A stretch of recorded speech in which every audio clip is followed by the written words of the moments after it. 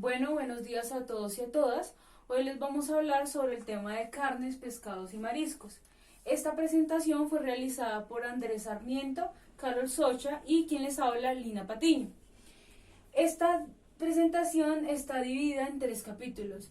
El primer capítulo va a tratar sobre carnes, en donde se hablará un poco sobre los componentes, las clasificaciones, algunos ejemplos y el tipo de conservación y de consumo. El segundo capítulo va a tratar sobre pescados, también se hablará sobre sus composiciones, algunas clasificaciones, como es el caso del hábitat y los niveles de grasa, y pasaremos al tipo de conservación y de consumo.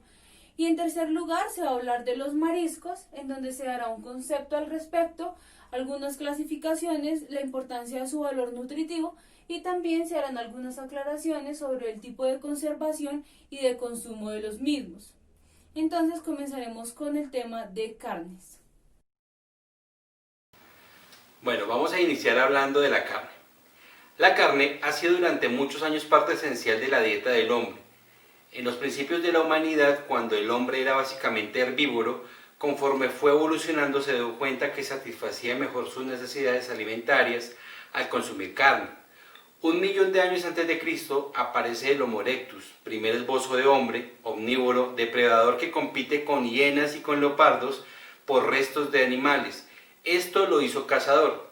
La carne, que hace parte del grupo de los alimentos plásticos o formadores de músculo, hoy en países desarrollados representa una de las mayores fuentes de proteína de alta calidad biológica, junto con los pescados, la leche y los huevos. Bueno, pero ¿qué es la carne?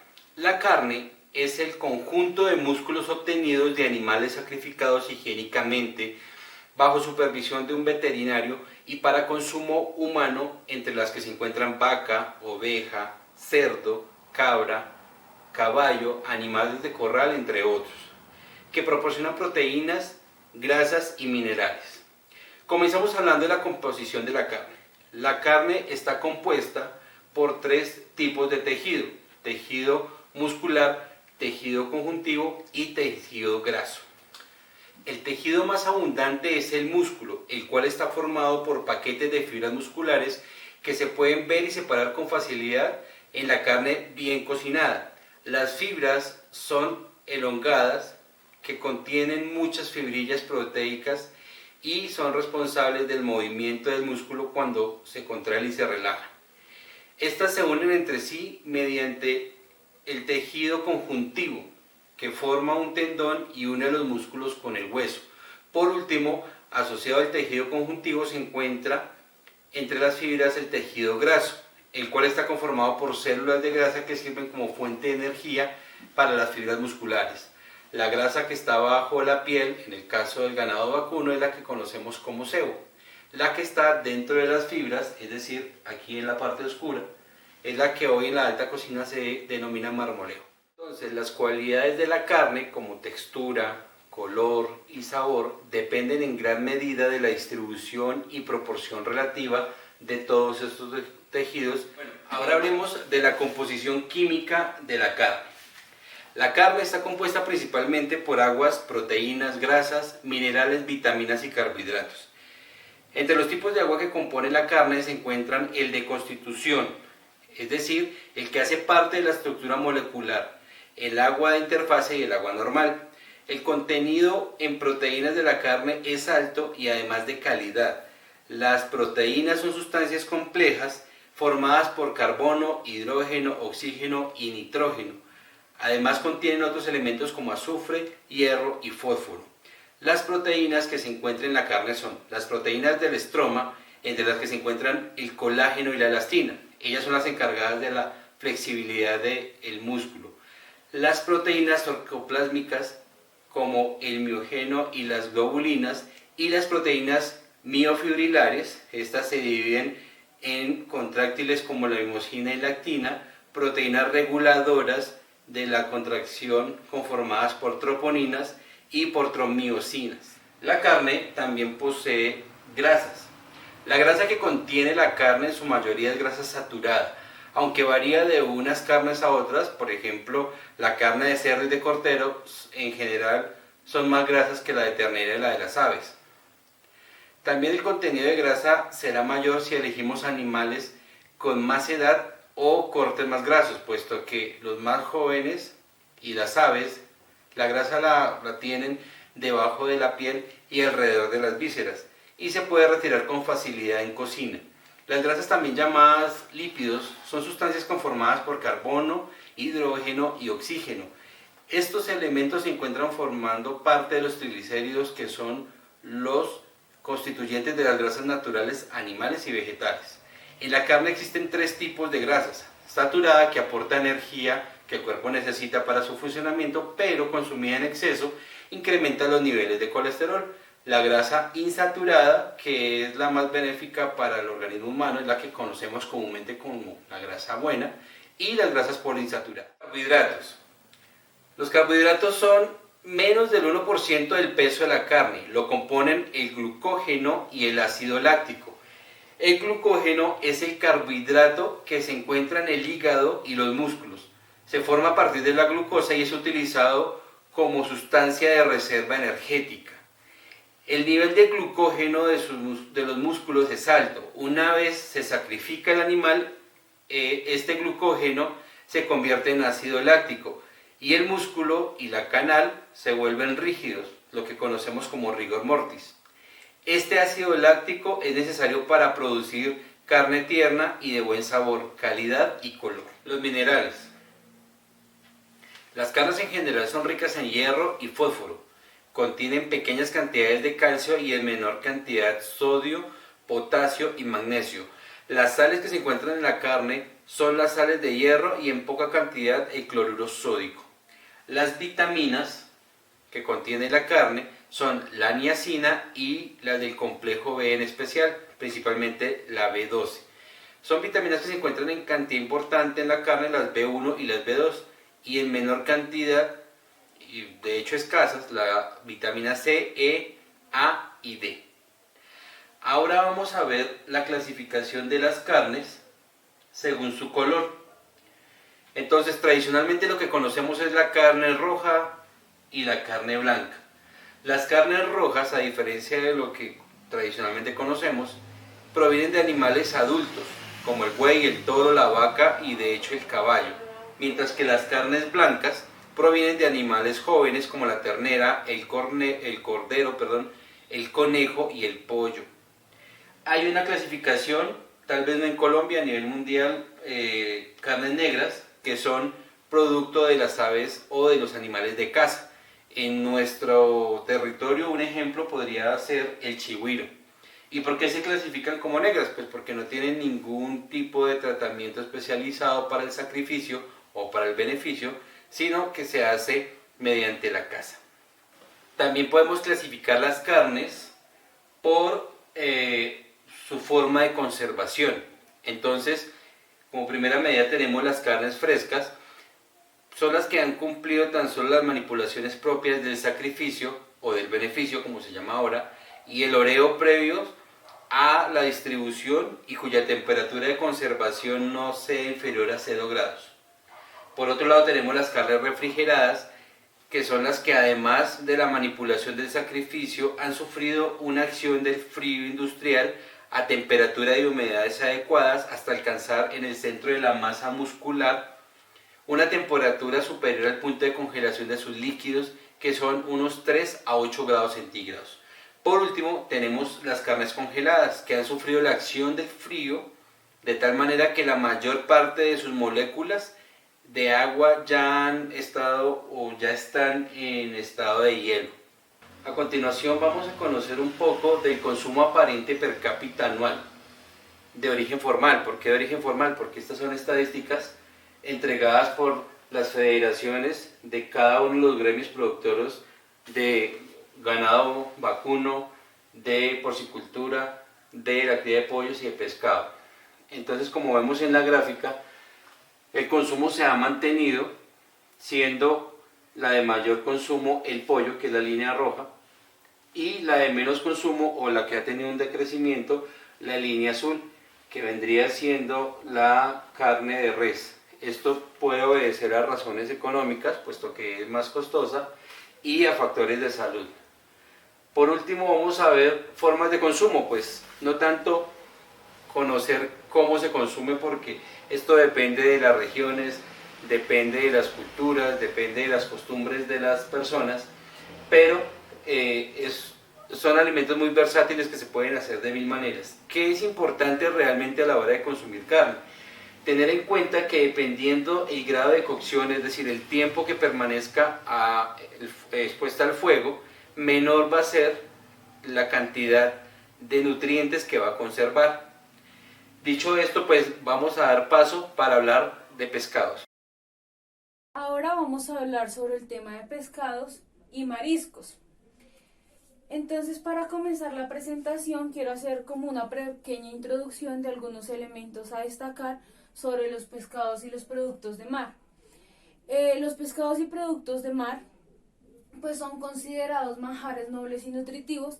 Esto principalmente se da a que este tipo de productos tienen una gran composición de tanto de macronutrientes como de micronutrientes, principalmente en relación a las proteínas y a la cantidad de grasas, como en el caso del omega 3, que son muy importantes para el desarrollo humano. Digamos que si cada humano al día quisiera consumir un tipo de pescado diferente, lo podría hacer durante un año o un poco más sin ningún problema, y esto se da debido a que existe una cantidad muy grande de variedad de pescados y productos de mar. Esto depende también de su valor nutricional, depende del tipo de familia, el tamaño, el color, la cantidad de grasa que contenga el pescado y también la cantidad de proteína de los mismos.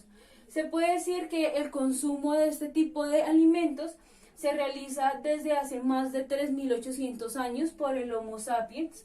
Estos animales pueden ser capturados, pescados en mares, ríos, y también pueden ser cultivados en estanques, la gran conocida acuicultura. Al igual que los otros tipos de alimentos animales, como la carne, este tipo de alimentos tiene una composición muy compleja, debido a que tiene diferentes tipos de componentes, tanto macronutrientes como micronutrientes, los cuales afectan muchísimo pues, las afecciones que le puedan causar, tanto positivas como negativas al cuerpo humano. Dado a la gran cantidad de nutrientes que tienen estos tipos de alimentos, pues son muy recomendables ser consumidos tanto por mujeres embarazadas como mujeres lactantes y niños. Pues obviamente este tipo de consumo no se limita a estos 3 tipos de categorías, sino que lo recomendable es que pues el ser humano consuma pescado constantemente. Listo, ahora vamos a hablar sobre la composición del pescado. La primera composición a la que vamos a hacer alusión es al agua. Los pescados están compuestos entre un 70 y un 85% de agua libre, en el cual se pueden disolver diferentes nutrientes y compuestos ligados principalmente a los músculos. Por otra parte, en esta agua también se disuelven otro tipo de componentes, como lo son las aminas, los aminoácidos libres, también algunos nucleótidos y vitaminas, las cuales vamos a ver un poquito más adelante. Del 7 al 5% de esta agua ligada está unida a los carbohidratos y proteínas. Acá en este punto creo que es importante resaltar algo que nosotros también resaltamos en la presentación sobre actividad de agua, y es que la cantidad de agua y su relacionamiento con otros tipos de compuestos puede generar pues ciertas afecciones o transformaciones en los alimentos. Por tal razón se hace importante tener establecido el tipo de conservación que se va a hacer para que no haya la proliferación o para que los diferentes microorganismos no puedan como realizar sus funciones metabólicas en el alimento, dañándolo y también pudiendo perjudicar al consumidor. Listo, el segundo componente del pescado, que es uno de los componentes más grandes, es la proteína. La proteína está principalmente en el músculo del pescado y es su componente o su principal nutriente. Estos se encuentran en las fibras musculares, las cuales son unas cortas laminillas llamadas miotomos, que se pueden identificar en esta imagen. Esos miotomos son los responsables de la rigidez cadavérica y la maduración del pescado. Esto se da debido a que cuando el pescado muere, su acidez aumenta y pues se da el descenso del pH, que puede bajar hasta el 6.5 o hasta el 6.2 de pH. Esto puede ser muchísimo mayor cuando el pescado trata de huir al momento de la pesca, dado que gasta gran parte del glucógeno, lo cual produce que se vuelva aún más rígido el pescado. Listo.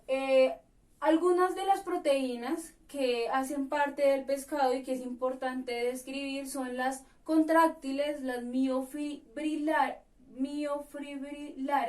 y las miomioncínicas, entre las cuales podemos identificar la miosina, la actina, la tropomiosina, las cuales son un tipo de proteínas que se pueden encontrar principalmente en el filete o directamente en el músculo del pescado.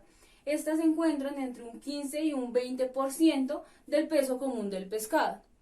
Las segundas proteínas que hacen parte del pescado o que lo componen son las sarcoplasmidas o solubles. Estas se encuentran en una menor proporción, entre un 0,4 y un 6%. Este tipo de proteínas son muy importantes y tienen un alto valor biológico para el humano, que puede llegar a alcanzar como un valor muy parecido al que contienen tanto el huevo como la leche. El tercer tipo de proteínas que se puede encontrar dentro del pescado son las escleroproteínas o aquellas que son insolubles, y entre ellas encontramos el colágeno, el cual está principalmente en la piel y en las escamas del pescado. Listo. Ahora hablemos un poco del tercer componente, conocido como las grasas o lípidos.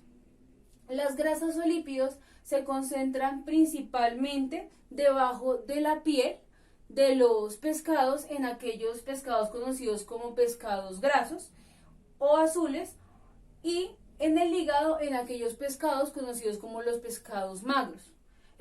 La clasificación en relación de las grasas la hablaremos un poco más adelante.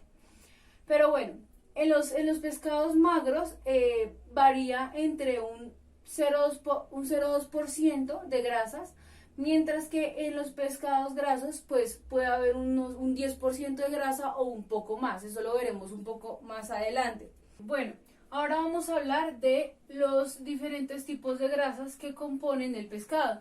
Entre ellas podemos encontrar los triglicéridos, los cuales están formados por glicerina y ácidos grasos saturados, los cuales también están compuestos de ciertas cadenas de carbono, cadenas largas, que pueden ser de 18 a 22 carbonos. También podemos encontrar los fosfolípidos y alcoholes, los cuales están en una presencia de un 76 a 164 miligramos por cada 100 gramos de un filete graso, a diferencia de los triglicéridos, que los podemos encontrar de un 15% o un 30% de la grasa total del pescado.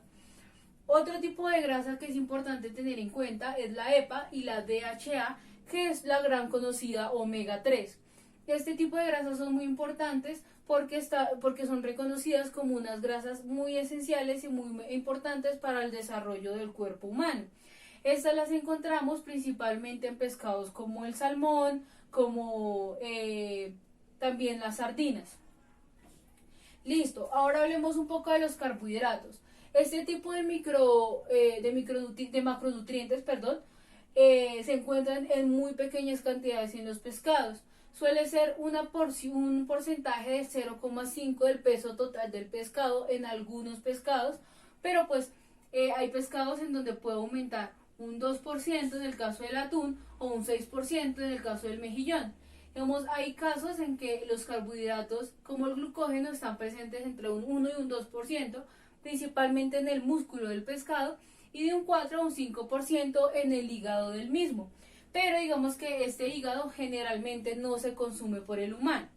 Toca hacer como las claridades.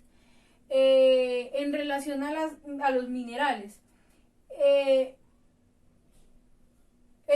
uno de los minerales que más componen al pescado es el yodo. Y esto hace que por sus cantidades el pescado es uno de los alimentos que más yodo contiene. De los pescados que se lograron identificar, los que tienen más yodo suelen ser aquellos como la caballa, la trucha y la anguila. Pero eso no implica que sea el único mineral que compone los pescados, en la medida en que también está el calcio, el fósforo, el potasio, el flúor, el cloro, el magnesio y otro tipo de cantidad de minerales. Uno de los minerales que también está presente en el pescado es el sodio, el cual puede variar de 1,80 a 875 miligramos en el pescado. Esto se da porque hay unos pescados, como el conocido pescado salado, pues que tiene un porcentaje de sal muy alto.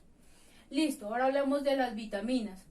Las vitaminas es uno de los componentes más importantes que tiene el pescado en relación a sus micronutrientes, y encontramos las hidrosolubles y las liposolubles.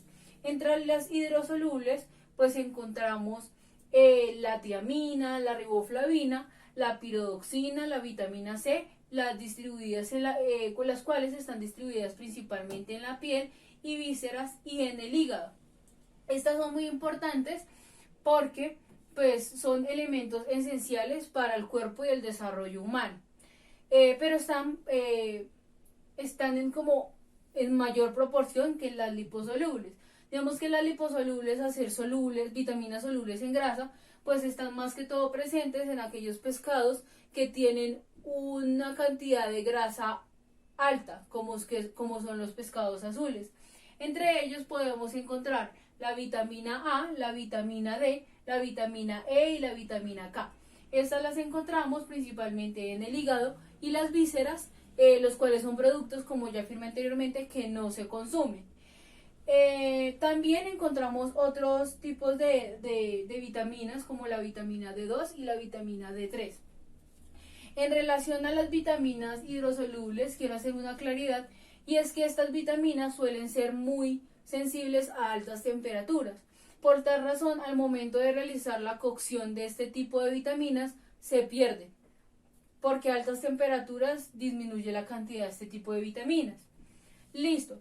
Ahora vamos a hablar de tres componentes del pescado que no son directamente unos componentes ni micro ni macronutrientes, pero que es importante tenerlos en cuenta.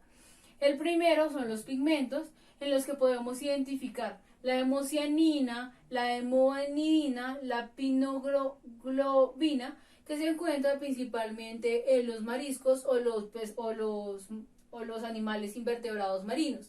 Y también encontramos este pigmento rojo en la sangre, pues conocida como la hemoglobina. Otro componente que es muy importante tener en cuenta son los tóxicos naturales. Los tóxicos naturales son aquellos metabolitos tóxicos, los cuales son formados por los procesos de descomposición del pescado. Digamos que este proceso de descomposición genera ciertas amidas biogenas o ciertos tóxicos bacterianos, los cuales generan que el pescado pues se vaya descomponiendo y que se generen ciertas sustancias que generan un olor penetrante en el mismo. Digamos que los tóxicos naturales que logramos identificar son el óxido de trimetilamina y la trimetilamina, responsable de aquellos olores, también la betaína, la saxina y hiposaxina, y también encontramos estos otros, la histamina, la cadaverina, la asperpina, entre otros, los cuales ayudan a la descomposición del pescado. Esta histamina la resalto, ¿por qué? Porque esta histamina y la cantidad de la misma se ha convertido prácticamente en un porcentaje o un indicador que se utiliza para determinar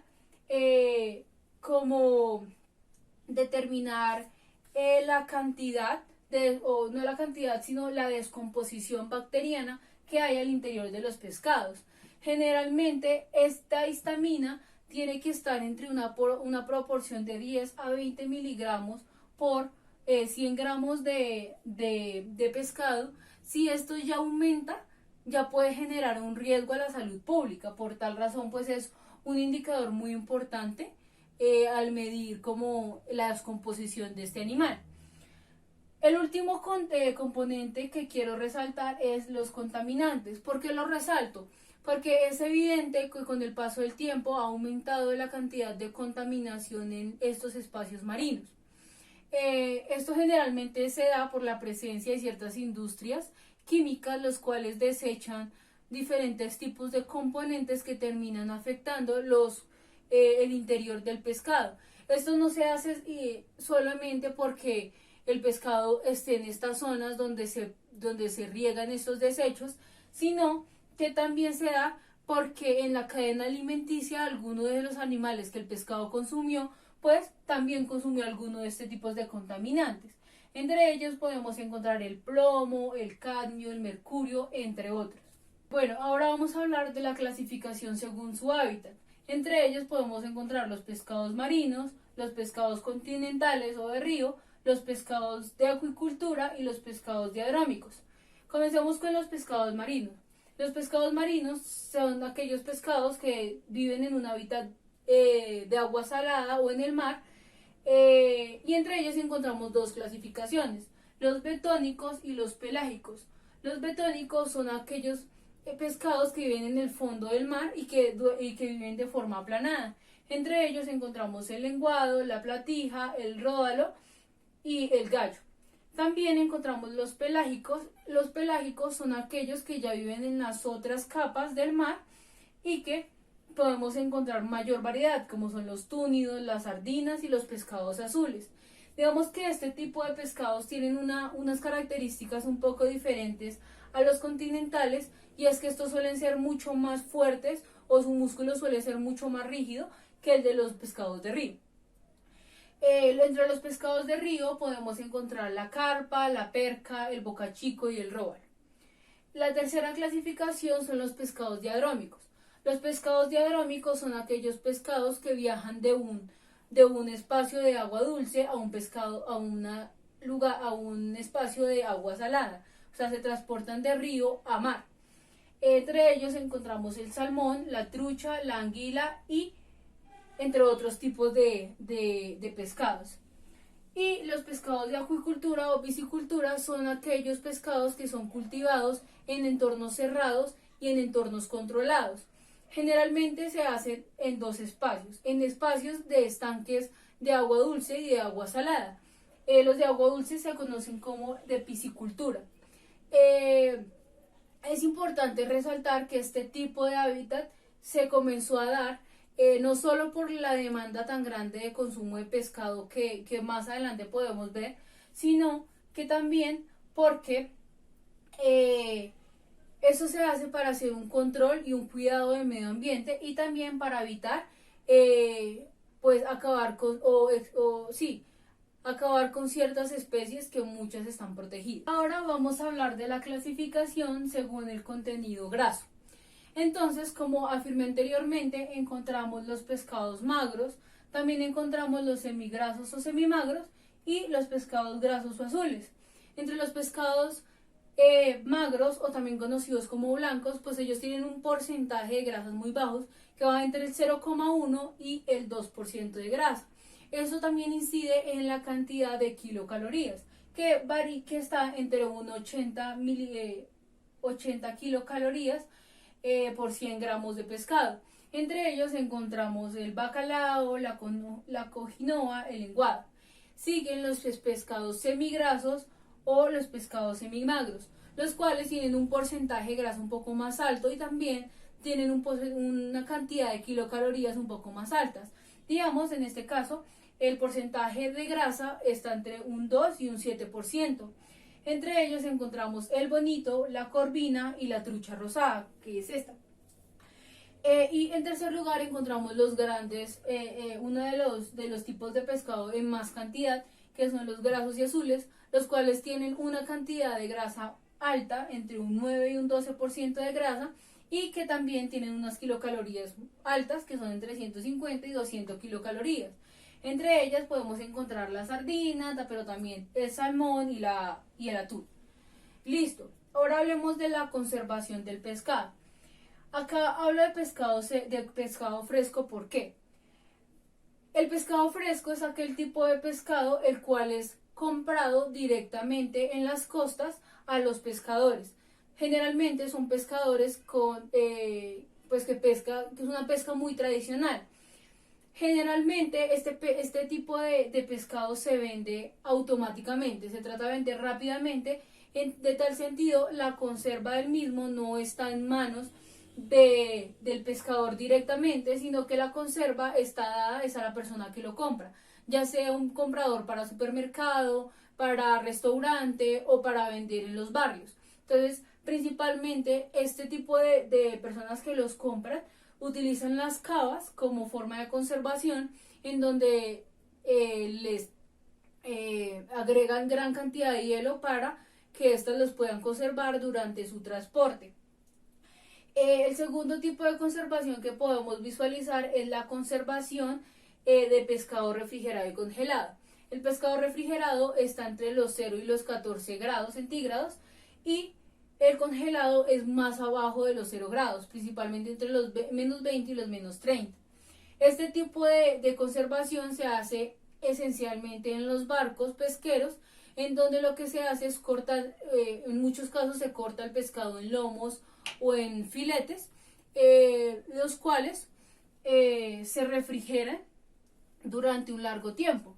Para esta refrigeración se utiliza aire, se utiliza nitrógeno líquido o freón, también se utilizan algunos derivados del flúor. Con esto se busca lograr a temperaturas muy bajas que pueden llegar entre los menos 30 grados a los menos 40 grados. También se utiliza el pescado salado, por medio del cual se le adquiere gran cantidad de soluto, que en este caso es el soluto del cloruro de sodio o sal común, en donde por medio de la ósmosis se le saca o se disminuye la cantidad de agua dentro del pescado, lo cual genera que éste se conserve de mejor manera. También se encuentra el pescado ahumado, el cual es un modo de conservación muy tradicional y artesanal, en el cual se obtiene mediante el aire libre, en donde se deja el pescado sobre tarimas de humo de madera y después se apilona y ya se transporta, y esto aumenta un poco la conservación del mismo. Bueno, ahora vamos a hablar sobre cómo se puede diferenciar un pescado fresco de uno descompuesto. Principalmente pues son elementos que se tienen en cuenta al observar el pescado o al olerlo. Digamos que vamos a identificar algunos parámetros en relación a los ojos, las agallas, las escamas, el músculo, al ser presionado, ¿qué sucede? Y el olor. El primer elemento que toca tener en cuenta al momento de revisar si el pescado es fresco y descompuesto son sus ojos.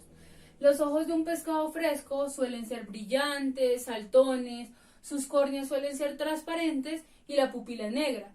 En cambio, cuando estos están descompuestos, tienen los ojos semihundidos, la córnea turbia y tienen los ojos como se puede ver en la imagen de este lado.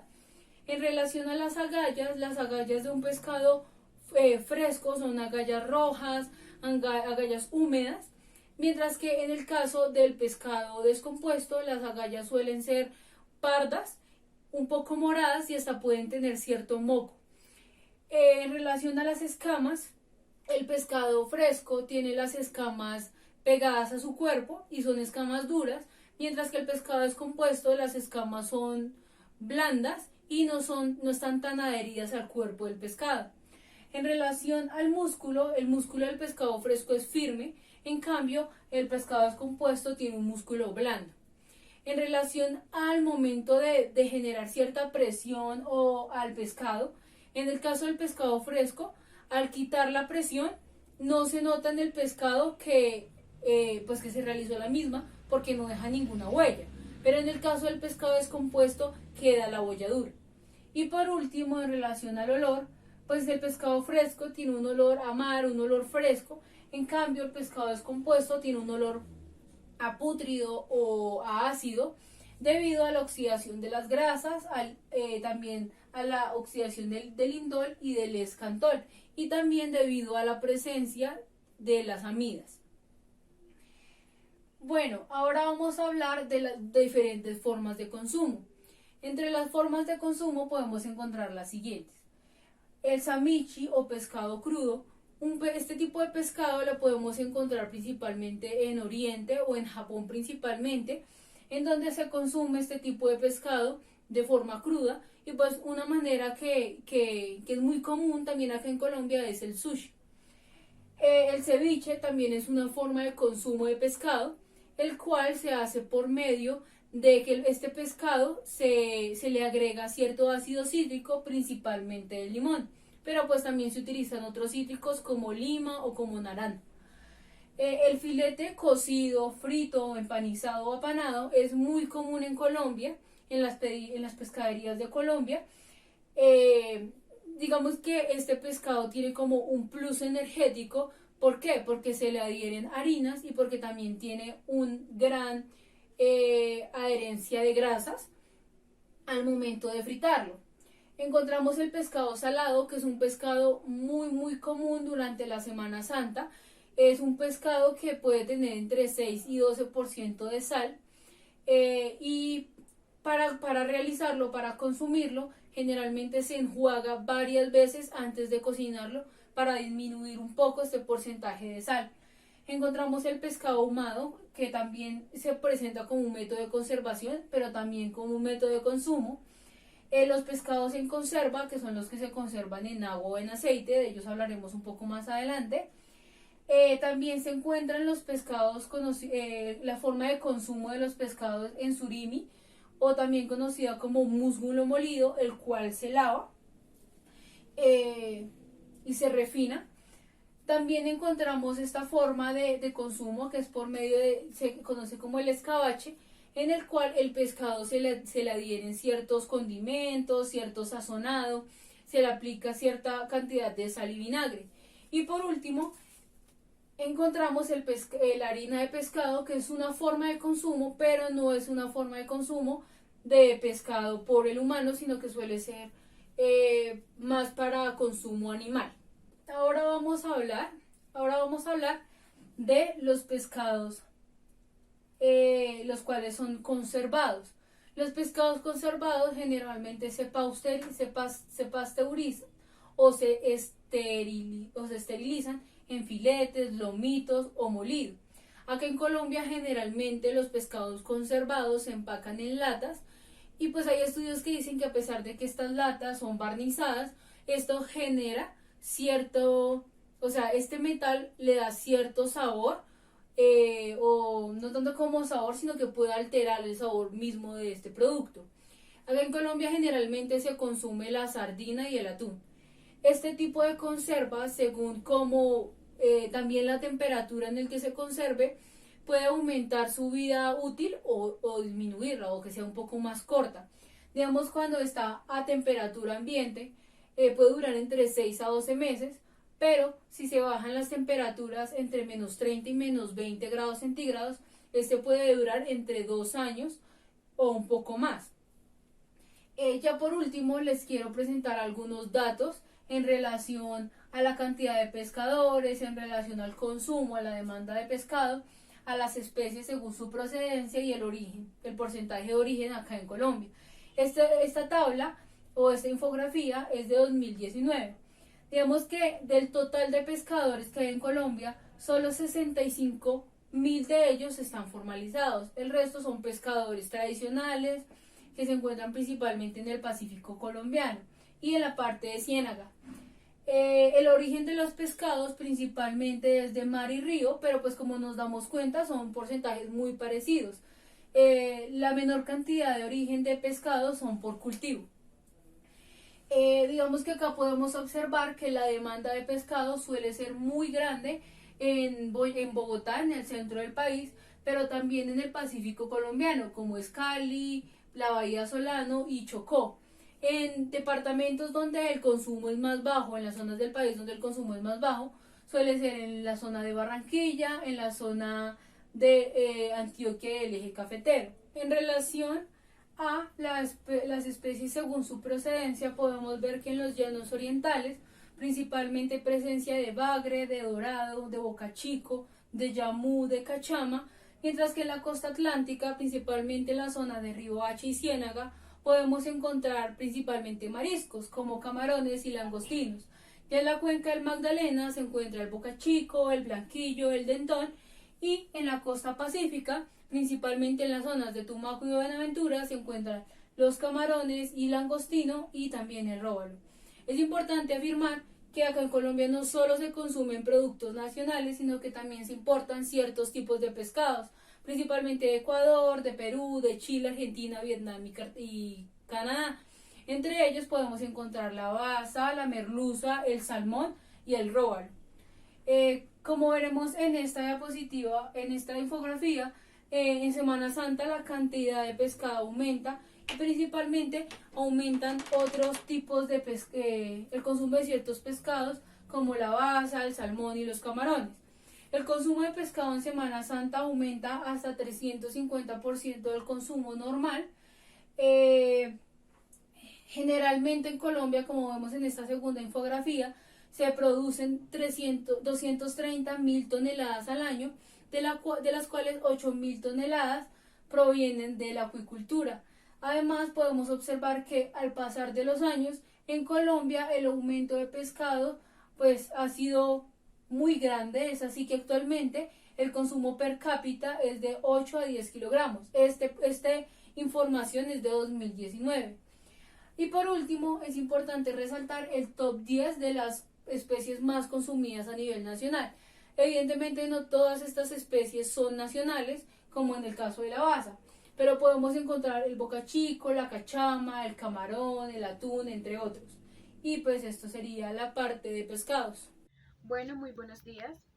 A continuación les hablaré un poco acerca de los mariscos. Los mariscos son animales acuáticos, invertebrados y por lo general son comestibles.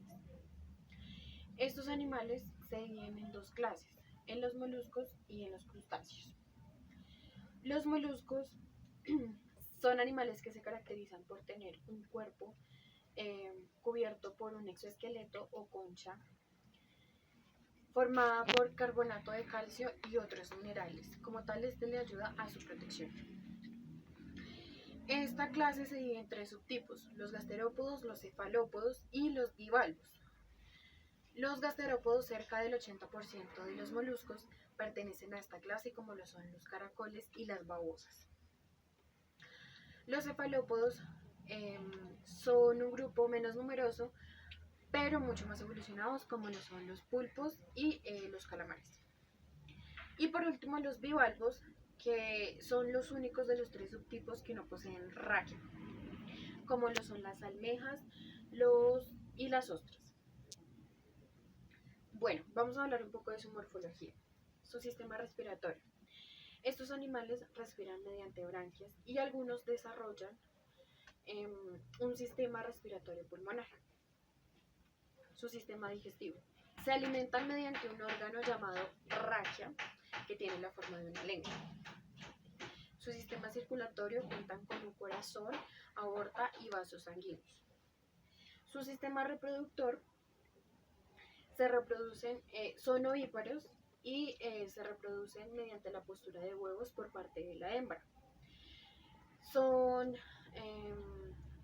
Tienen un comportamiento solitario, por lo que no es tan frecuente verlos en grupo, excepto cuando se están apareando.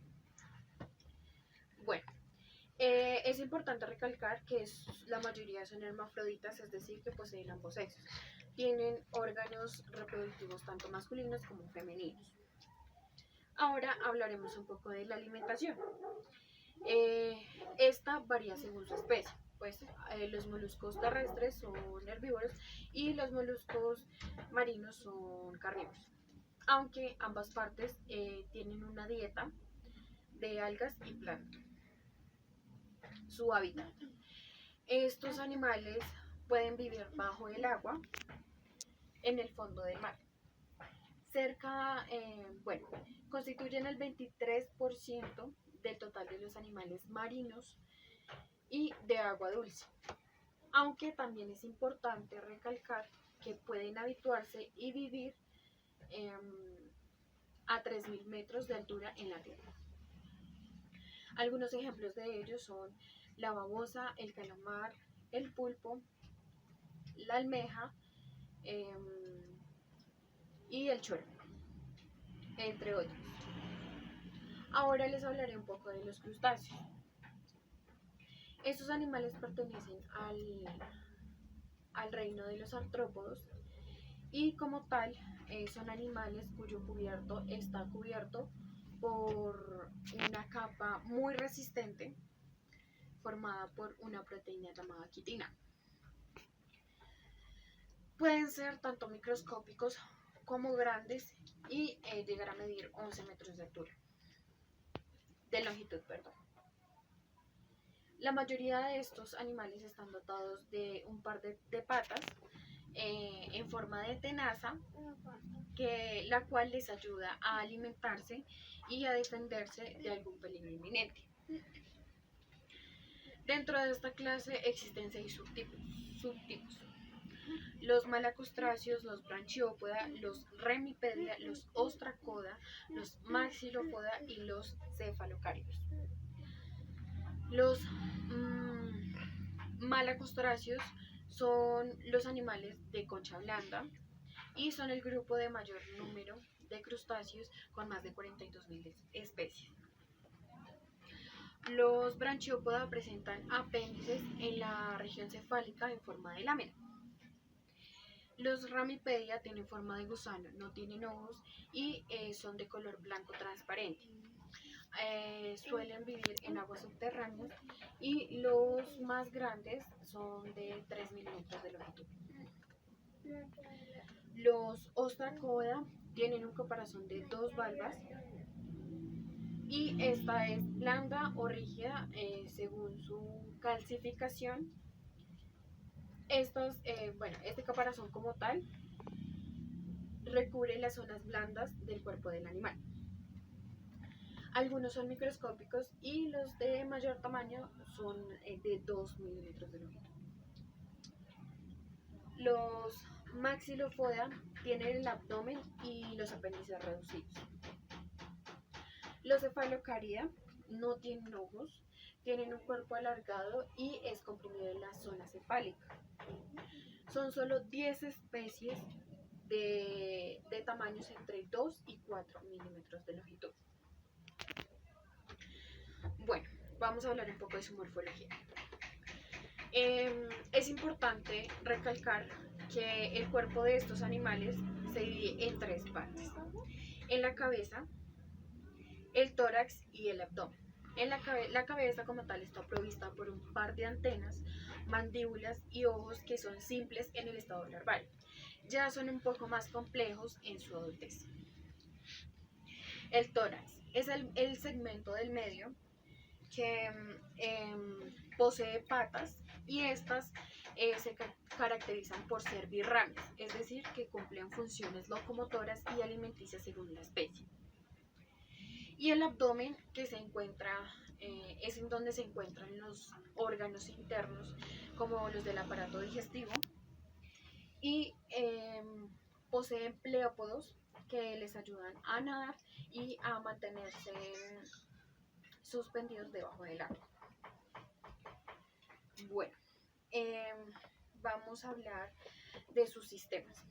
Su sistema respiratorio. Al igual que los moluscos, estos animales respiran mediante branquias. Su sistema digestivo: desarrollan un órgano llamado hepatopáncreas, cuya función es ayudar al intestino a disolver la comida.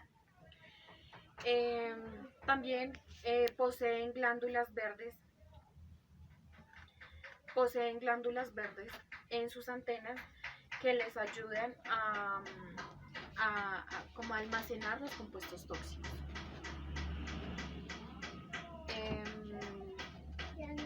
El sistema circulatorio.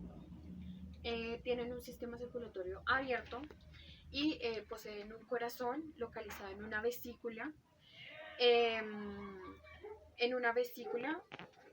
y en posición dorsal. Bueno, su sistema reproductor. Estos animales también son ovíparos, tienen una fecundación interna y las hembras expulsan sus huevos debajo del agua, de los que luego nacerán sus crías en estado larvario. Bueno, ahora vamos a hablar un poco de su alimentación. Algunos animales son herbívoros y otros son carnívoros. Y esta como tal se clasifica en cuatro subtipos, se puede decir. Los carroñeros, los depredadores, los parásitos y los suspensivos. Los carroñeros son los animales que se alimentan de animales muertos en estado de descomposición, como lo son el cangrejo ermitaño. Los depredadores ya son animales que cazan y matan a animales de otras especies para luego alimentarse de ellos, como lo son la langosta. Los parásitos, que son los animales que viven, se alimentan del cuerpo de otro animal, viviendo, como dijéramos, como generando daños físicos o enfermedades al animal del cual se están alimentando. Los suspensívoros, que como tal son los que se alimentan de la materia orgánica que se encuentra debajo del agua, como son las bellotas de mar. El hábitat. La mayoría de estos animales son acuáticos, viven en zonas acuáticas, por supuesto, y en algunos casos, como los isópodos, que son las chinchillas terrestres, pues es un caso aparte. Bueno, vamos a hablar de algunos ejemplos de ellos. Los que encontramos las pulgas de ballena, los percebes, los camarones, la langosta, entre otros. Bueno, ahora en cuanto a la variedad y nutrición, vamos a hablar de los mariscos en el ámbito alimenticio. Dentro de la gastronomía, los mariscos son para muchas de las personas uno de los mayores placeres que se pueden degustar. Estos como tal son ampliamente utilizados en cocinas o restaurantes de todo el mundo, formando parte de recetas, de exquisitas recetas como tal, que son denominadas como auténticos manjares. Bueno, estos se pueden preparar de muchas formas.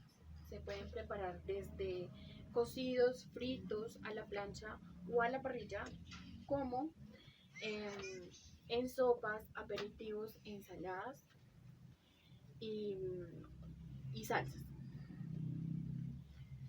Bueno, las posibilidades como tal al momento de consumirlos son infinitas, ya que se pueden comer tanto fríos como calientes.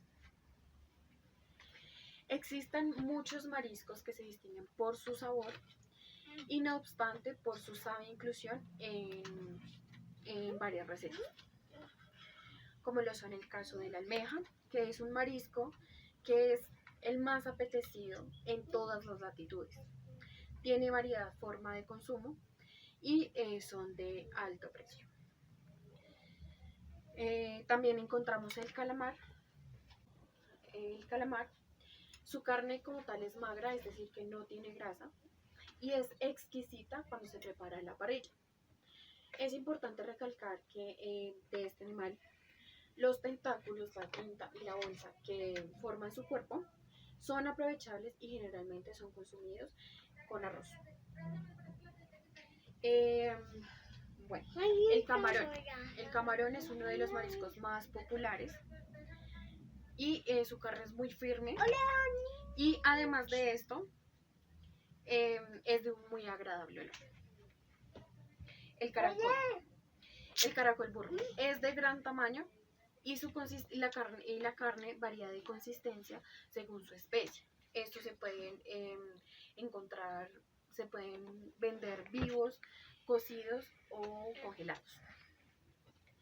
Bueno, también encontramos el caracol, perdón, la jaiba o el cangrejo, que se pueden encontrar, encontrar congelados, desmenuzados, vivos, y generalmente se emplean en la preparación de paella o sushi. También está la langosta, que es un crustáceo dotado de unas tenazas y de un caparazón lleno de protuberancias. Su cola en varios de los países se comercializa tanto sazonada como simplemente cruda para untarse con mantequilla. Y por último, el mejillón, que la carne de la hembra es naranja y la carne del macho es blanca. Estos se pueden encontrar frescos o congelados y también cocidos. Generalmente se emplean en la preparación de aperitivos y en algunas ensaladas. Bueno, ahora les hablaré un poco acerca de su valor nutritivo. Por lo general, los mariscos contienen excelentes fuentes nutritivas. Sus proteínas como tal tienen alto valor biológico y se constituyen el 20% como tal de sus compuestos.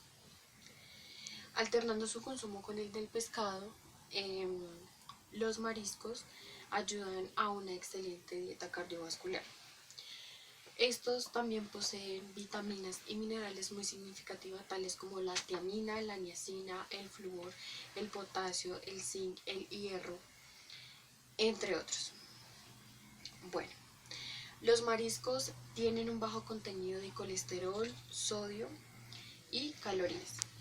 También tienen un bajo contenido de grasas totales, en el que aproximadamente tienen entre un 0.5 a un 2.5%.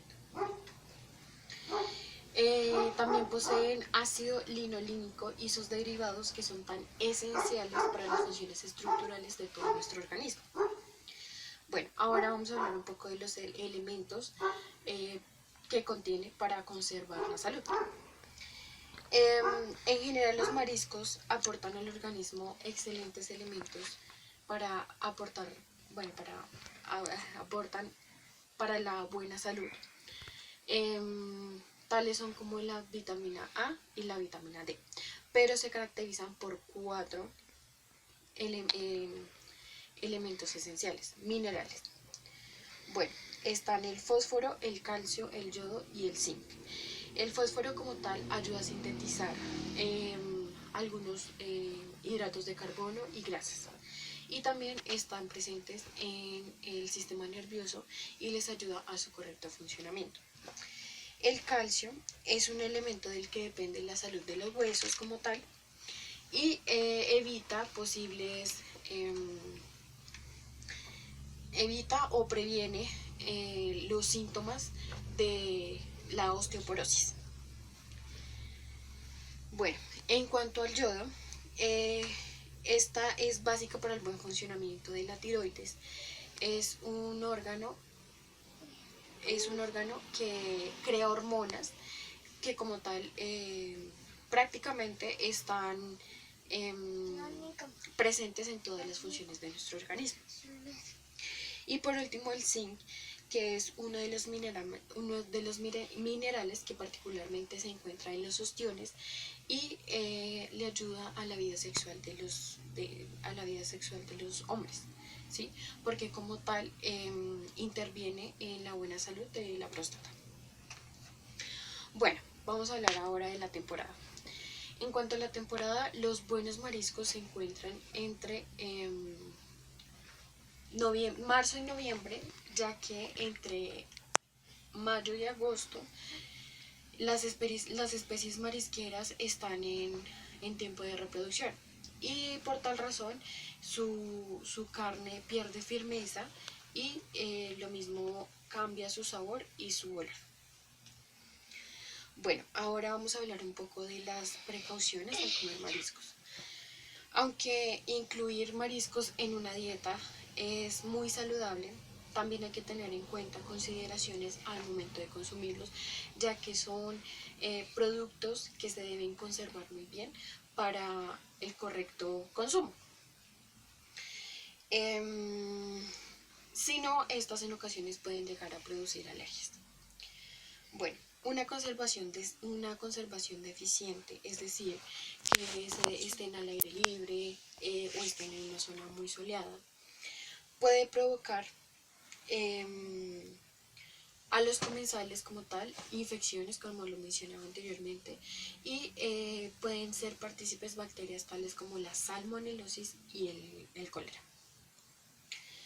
Bueno, por tanto, por lo dicho anteriormente, es importante no consumir mariscos en sitios desconocidos ni puestos ambulantes, ya que no cumplen con los requisitos como tal de higiene que debe contener este producto. Y si se preparan como tal en la casa, es importante tener en cuenta que debe ser lo último que se compra y llegar lo más antes posible a meterlo en lo más congelado de la nevera.